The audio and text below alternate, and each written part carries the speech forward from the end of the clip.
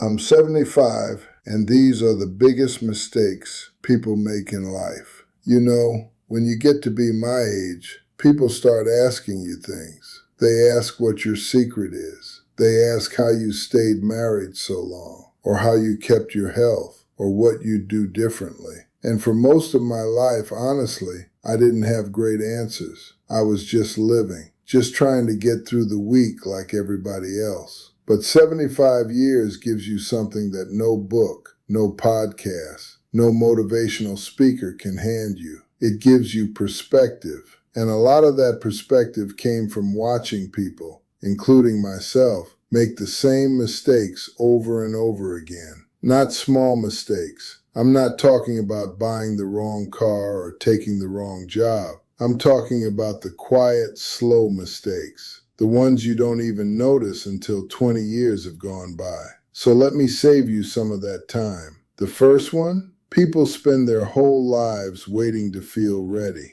I had a neighbor, brilliant man, wanted to start a business for 32 years. 32. And every year there was a reason it wasn't the right moment. The economy was off. The kids were too young. He'd start when he retired. He retired, and then he started waiting for his health to get better. He died at 71 with a notebook full of plans. And I think about him a lot because I did the same thing in different areas of my life. We think readiness is something that arrives. It doesn't. You just start and the readiness builds as you go. That's the only way it ever worked for anyone. The second mistake is one I made badly, and I'm not proud of it. People treat their relationships like they're guaranteed, like the people they love are just going to be there. So there's always time to call, always time to visit, always time to say the thing you've been meaning to say. My brother and I had a falling out in our 40s over something so stupid I can barely explain it today. And we were stubborn about it for 9 years. 9 years. We made up eventually, thank God. But those 9 years, gone.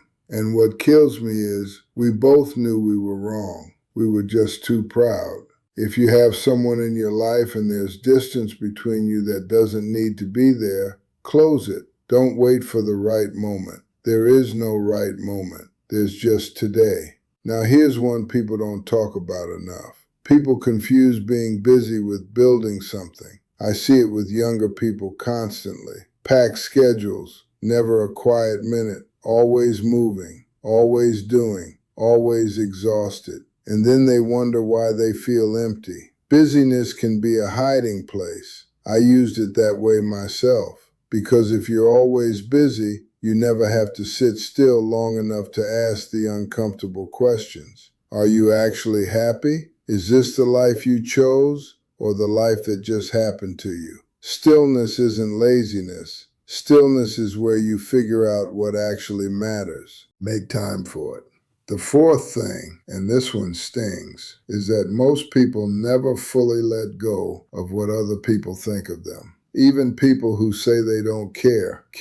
I cared for most of my life. I made choices based on what looked right to the neighbors, to my parents, to people I haven't seen in 40 years and barely remember. And at 75, I'll tell you plainly, those people aren't thinking about you. They never were. They were too busy worrying about what you thought of them. Live for the life you want, not the performance of a life you think you're supposed to want. And the last one, maybe the most important one of all. People put off joy.